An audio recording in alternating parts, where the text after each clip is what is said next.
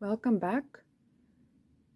So in this tutorial we're going to show you how to make a single crochet stitch.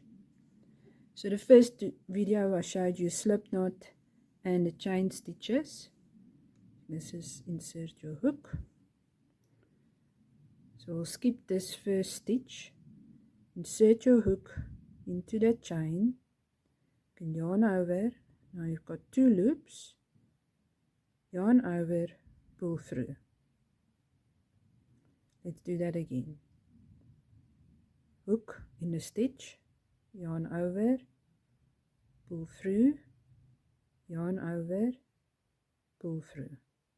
So that is the second chain. Let's do another one. Hook through, yarn over, 2 loops, yarn over, pull through. So that is a single crochet. Don't forget to like and subscribe, and watch out for the next video that will show you how to make a half double crochet.